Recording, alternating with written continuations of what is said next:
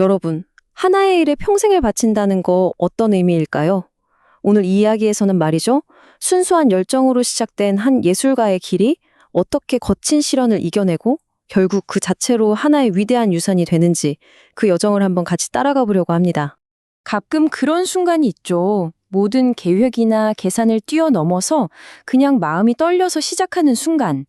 이 순수한 열정, 바로 여기서부터 한 사람의 위대한 여정이 시작됩니다. 자, 그래서 첫 번째 장입니다. 마음이 선택한 길. 도대체 무엇이 한 사람을 평생의 외로운 길로 이끄는 걸까요? 모든 건요, 계획이 아니라 가슴 속에서 타오르는 순수한 열정과 사랑. 바로 거기서 시작돼요. 맞아요. 이 여정은 계획으로 시작되는 게 아닙니다. 너무나 깊은 사랑 때문에 멈출 수가 없게 되는 마치 숙명과도 같은 길이죠. 다른 누군가를 위해서가 아니라 오직 자기 자신을 위한 길이요. 와, 정말 강력한 고백 아닌가요? 외부의 인정이나 보상, 이런 게 아니라 오직 사랑이라는 순수한 내적 동기. 이게 바로 어떤 어려움에도 꺾이지 않는 가장 큰 힘이 되어주는 거죠. 생각해보면 우리 삶에는 두 가지 길이 있는 것 같아요. 왼쪽처럼 목적지가 뚜렷하고 좀 안정적인 이성의 길, 그리고 오른쪽처럼 끝을 알 수는 없지만 과정 자체가 목적인 마음의 길. 예술가의 길은 당연히 후자겠죠. 그 끝에 뭐가 있을진 몰라도 그냥 마음이 이끄는 대로 걸어갈 뿐입니다. 자, 이 한마디. 내가 죽는 날까지 한우물 난 팔이라. 바로 이거죠. 이 우직함이 마음의 길을 걷는 사람들의 본질이에요. 그게 화가의 붓질이든 오물 파는 사람의 삽질이든 그 행동은 외부의 결과가 아니라 자기 내면을 향하는 겁니다. 흔들리지 않고 깊게, 더 깊게 파고드는 것. 그게 전부인 거죠. 하지만 순수한 열정만으로 걸어온 길이 언제까지나 평탄할 순 없겠죠? 이제 두 번째 장, 홍수가 닥쳐올 때입니다. 예고도 없이 찾아와서 모든 걸 씹어삼키는 압도적인 위기 앞에서 과연 한 인간은 어떻게 될까요? 여러분, 한번 상상해 보세요. 만약에 내가 평생을 걸어온 그 길이 한순간에 사라져버리고 정말 거대한 물살에 속수무책으로 휩쓸려 간다면 어떨 것 같으세요? 내가 할 수 있는 건 아무것도 없는 바로 그 절망적인 순간 말입니다. 처음엔 물이 발목정 적시는 정도라 생각했지.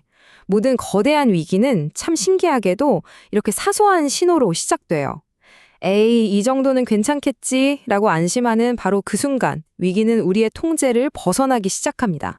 그리고 정말 눈 깜짝할 사이에 그 발목을 적시던 물이 모든 걸 집어삼키는 거대한 파도가 되어버리는 거죠. 내 의지와는 상관없이 선택의 여지도 없이 그냥 휩쓸려 갈 뿐이에요. 그렇게 모든 걸 잃고 물에 잠겼을 때 우리가 할 수 있는 건 뭐가 남았을까요? 그냥 소리 내는 것뿐이에요. 살려달라는 절규 혹은 고통의 신음. 하지만 세상은 종종 그 마지막 저항마저 약함의 증거라면서 손가락질하곤 하죠. 자, 모든 게 끝났다고 생각하는 바로 그 절망의 순간, 이야기는 정말 예상치 못한 전환점을 맞이합니다. 세 번째 장, 버틴다는 것의 의미인데요.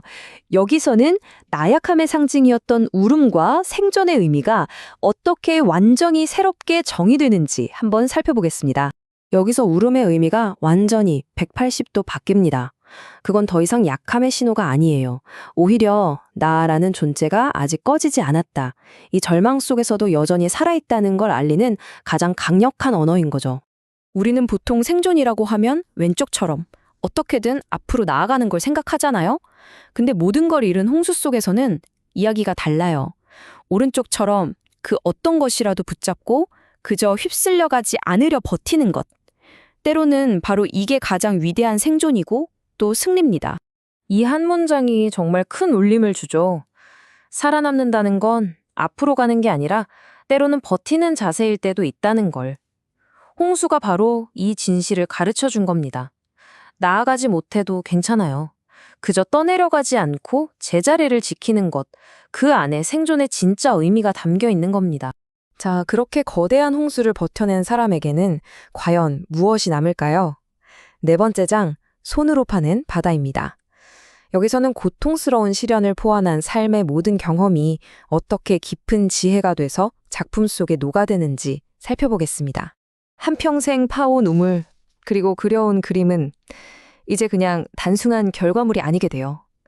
그건 창작자의 모든 삶, 그러니까 기쁨과 슬픔, 성공과 실패, 그 모든 걸 담아내는 하나의 거대한 그릇이 되는 겁니다. 여기 이 하나의 잔을 한번 보세요. 여기에는 정말 삶의 모든 게 다 담겨요. 환한 기쁨, 찢어지는 슬픔, 찬란한 웃음, 그리고 뜨거운 눈물까지. 서로 상반되는 모든 감정이 한데 뒤섞여서 비로소 한 사람의 삶 전체를 이루는 거죠. 그것은 내 손으로 직접 파낸 바다이다. 와, 정말 멋진 표현 아닌가요? 한평생 파내려간 그 작은 우물이 마침내 모든 경험을 품어서 깊이와 넓이를 알 수 없는 거대한 바다가 된 거예요. 그 누구도 흉내낼 수 없는 오직 자신만의 우주인 셈이죠. 열정으로 시작해서 시련을 버텨내고 마침내 삶의 지혜를 바다처럼 품게 된 한 사람. 자, 그 여정의 끝에는 과연 무엇이 남을까요? 마지막 장입니다. 마지막 피어나는 획. 이 모든 삶이 남기는 궁극적인 유산에 대해 이야기해 볼게요. 시간이 흐르면요, 참 신기하게도 창작자랑 창작물이 하나가 돼요. 화가는 어느덧 캔버스 위의 얼굴에서 자신의 그림자를 발견하게 됩니다. 색은 바래도 본질은 남는 것처럼 결국 그의 모든 작품은 평생의 살림이 담긴 진정한 자화상이 되는 거죠. 그렇다면 이토록 하나의 열정에 평생을 바친 이 삶, 그 궁극적인 의미는 과연 뭘까요? 그냥 위대한 작품을 남기는 것, 그게 다일까요? 어쩌면 정말 중요한 건 완성된 결과물이 아닐지도 몰라요. 그것보다 더 중요한 건 내가 여기에 있었다는 작은 흔적을 남기는 것. 내 모든 삶을 쏟아부었다는 그 치열한 과정 자체가 가장 위대한 유산이 되는 겁니다.